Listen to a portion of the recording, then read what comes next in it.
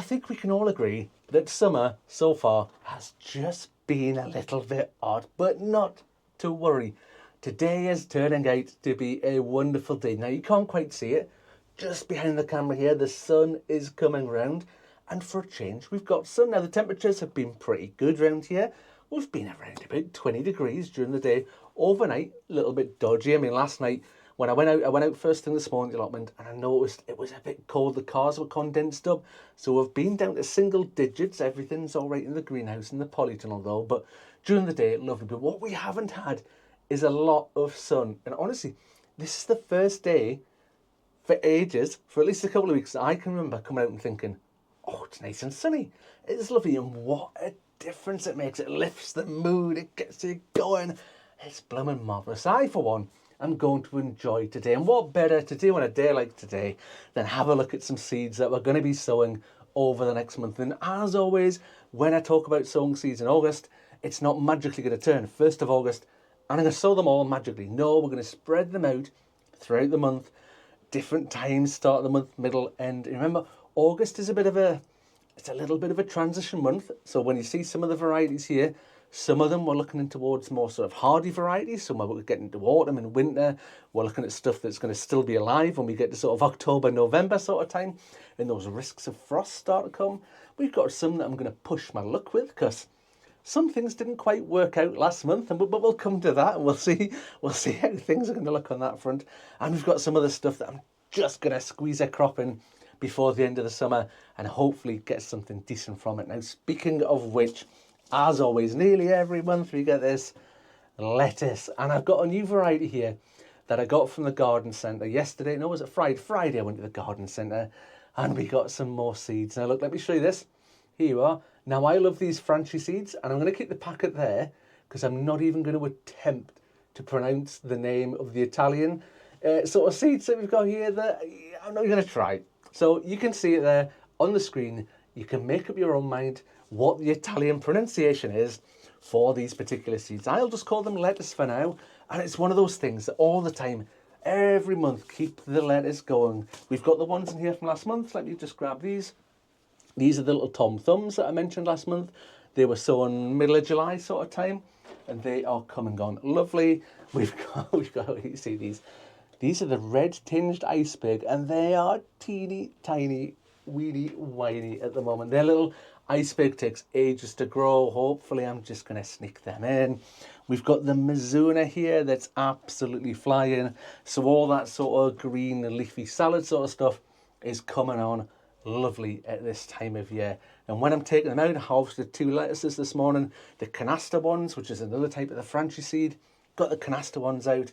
Going to have other ones, little Tom Thumbs, that ready to go to replace them and bring them on for the next harvest. Anyway, next up, we've got some carrots. Now, those of you who saw my video about the second early potatoes will know that I'm thinking about reusing the buckets. So we've got 2 different types of carrot seed here. This one here, from the trip to the garden centre, we've got baby Chantenay carrots. Now, Chantenay are the little fancy ones that you get in restaurants where they serve them whole.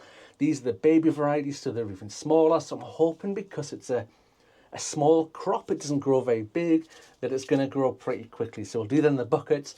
Benefit of them being in the buckets is if the weather gets a bit dodgy a bit early on, I can bring them inside the greenhouse, inside the polytunnel, or I can put fleece over them, so some sort of covering if you don't have an indoor space to use, so you can get another crop on the go, give them a try. And another type of carrot, if I hold the packet round the right way, this one's a little bit more hardy. This is Autumn King 2. You know, the name talks about Autumn King, so it'll last you into the autumn when the colder weather comes. This one just keeps on going. I mean, it's not going to withstand a frost. The frost's going to come along, it's going to wipe it out, it's going to kill it. But when the temperatures outside drop down to single digits, and again, I know it's August, but we're sowing these now, so we're going to be harvesting October, November sort of time, that'll be hardy. They'll just keep going and hopefully we'll get a decent crop from them as well. We're going to get some brassicas on the go next. And let me show you these. These are the broccoli rab. And look, they're flying. That's meant to be the 60-day broccolis. That's maybe 14 days they've had already. They need to be potted on though because they're flying. They're looking good. We've got our Savoy cabbage from last month as well, that's doing well. I'm quite liking this doing it in the greenhouse because I can show you that the things I sowed last month are actually grown. We might do this in the future, we'll see. First up though, a confession. Sprouting broccoli, purple sprouting broccoli to be precise. I forgot to sow them. So they should have been done in June and I forgot and I didn't. So I don't have any demonstrator. And when I went to the garden centre on Friday, I thought I'll get some plug plants, there's bound to be some. There was none. There was absolutely none. So here we are, 2 months late on the purple sprouting broccoli. Not to worry, I'm going to sow it. I'm going to get it on the go. We might get a crop, we might not. If I don't do it, I won't get a crop. If I do it, I might get a crop. So I'm going to give it a try. Next up is a variety of cauliflower called All the Year Round. Again, thinking about moving into those colder months. This is a great performer. This time of year, honestly, perfect sort of time of year to be sowing this sort of thing. Get them on the go now. Bit of time in August, out in September, October, good crop in November, all the year round collies. Just the job. Another slight confession to make here. This one isn't quite so good. We've got some kohlrabi here. This one is Green Delicacy. Now, last month, I said I was going to sow some kohlrabi, and it was Cossack F1, which is my go-to variety. Let me show you my Cossack F1. There we go. Things don't always work out, even though, you know, even on YouTube, when you're doing things, it doesn't always work out. Now, I only had 3 seeds, I think it was, left in the packet, and I thought that was enough. That was probably going to be enough for me into the colder months. Bit of kohlrabi, get it on the go. None. Absolutely none. The thing I like about Cossack F1, it doesn't go chewy and woody and nasty if you leave it too long. I've not done this variety before. It's a brand new sealed packet, the Green Delicacy.